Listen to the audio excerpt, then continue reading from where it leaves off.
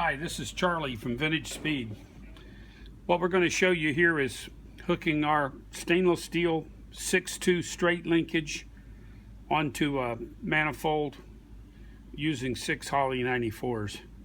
Now what I did, this holds true for all the 3-bolt Holleys, whether they're 94s or ECGs or the RT truck carburetors or any of the other carburetors. This holds true for all the 3-bolt Holleys. Okay, when you get the linkage, it's comprised of 5 items. You have the back bar assembly, you have the 2 rods that connect all 3 of your carburetors together with the carb arms, and it also comes with 4 spring kits. And if you look at my other video that's on there, it tells you how to install the springs. Usually we don't put all 6 springs on. We normally just put 4 springs on for returns, and that gives you plenty. You can put 2 on the front and 2 on the back, and it works fine. We left this with it open so you can see the linkage is better. Okay, the first thing you're going to do is Holley 94s, unlike Stromberg 97s, when the linkage rod here, the arm is on top, this linkage pushes to open rather than pulls. So the Holley's push to open, the Stromberg's pulled open, and that's due to the fact of where the linkage is. The linkage comes down below, so it pulls to open the carburetors. So what you're going to do is you're going to put all of your arms with your throttle plates closed. All of your arms, you want them 45 degrees forward from vertical. So go ahead and put your arms on 45 degrees vertical from open, and that will be the wide open position. And you want to make sure your throttle plates are vertical. Okay, now your bar that controls your 3 linkages has a double heim joint here and single heim joints on the end, and it has this actuator rod. Due to the fact that carburetors are staggered, these 2 actuator rods are going to be different lengths. We give you these bars here longer, and what you do is this is a 1032 stainless threaded rod inside the sleeve. So once you get everything on and mounted, you can see how long your rod needs to be, and you can just cut the rod down to the proper size, and then put your sleeve back on it and tighten everything up. This lock nut here tightens your heim joint. This lock nut here, the inside one, is the one that secures your sleeve. So, and you do have adjustment both ways. All right, once you get your arms on and your 45 degrees, either wide open or curb idle, it don't really matter. And then you want to install your back bar. The way the back bar installs on a Holley 94 is these screws come with it, and there's nuts for the bottom. This goes right down through your base, and it secures these rod ends right here, and these 2 locking collars is what keeps this bar from going from side to side. You want to get your bar out over here far enough that you can line this up, but you don't need to go any further.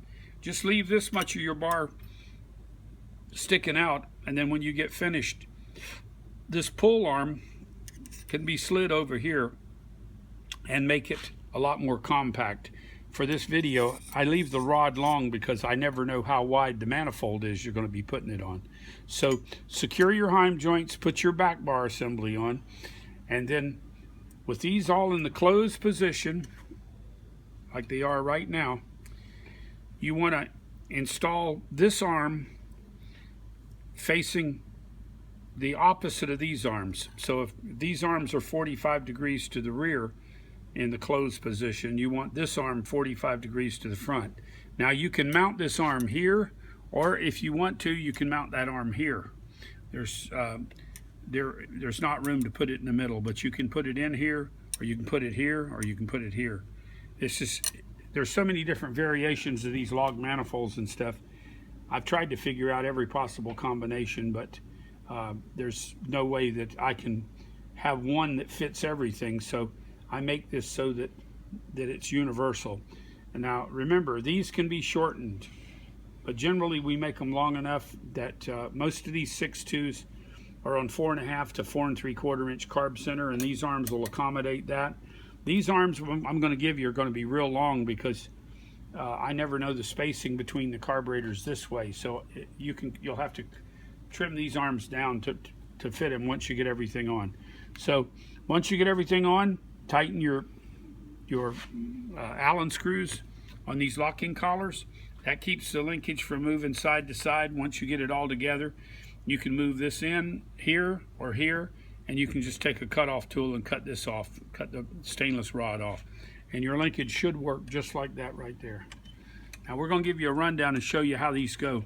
You want to keep your rod ends close to the carburetor, so your carb arms are going to be further away and your rod ends are going to be in close. If you see that you have a problem with this screw, this is an extra long screw here, would be cut off. But if you see that anything gets in the way there, you can always move this out on your extended shaft just a little bit.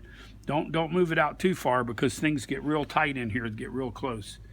So your carb arm is on the outside of your actuator rod that runs from all 3 carburetors.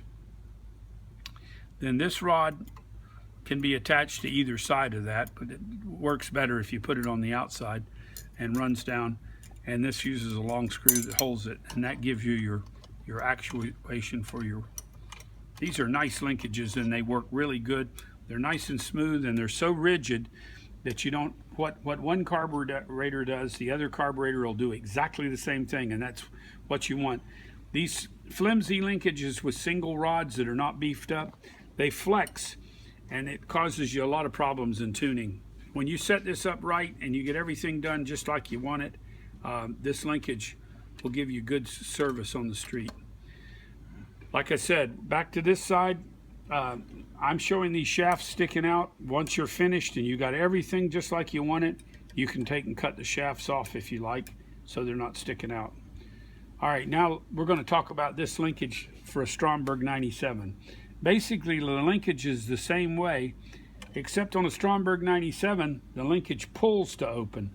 So it uses a back bar like this that I designed that goes, this back bar goes right on the back of your 97 carb. It bolts to that screw right there, and this contour is made to fit that. So that back bar bolts right there to your 97 and secures it. And so this just replaces this back bar. Just remember, when you're using the 97 now, this will be up top, faced forward, because the 97, this will be the closed position for the 97, and this will open the carburetors. So you'll pull to open the 97s, you push to open the 94s. The only way you could get around that is if your carb arms were on the bottom, but on 99% of the manifolds there's not room to put the carb arms down below, so they have to be mounted like this. I hope that gives you an idea how this system works. Remember, on the 97s, if you order this 6.2 linkage with a 97, it'll come with this aluminum back bar that bolts right to that screw right there and fits on there. All right, this should tell you exactly what you need to know to install that. You know, it's adjustment side to side. You just have to get it where everything clears, and we've built a lot of them, and you won't have any trouble with them clearing. If you need to reach me, I'm Charlie at Vintage Speed.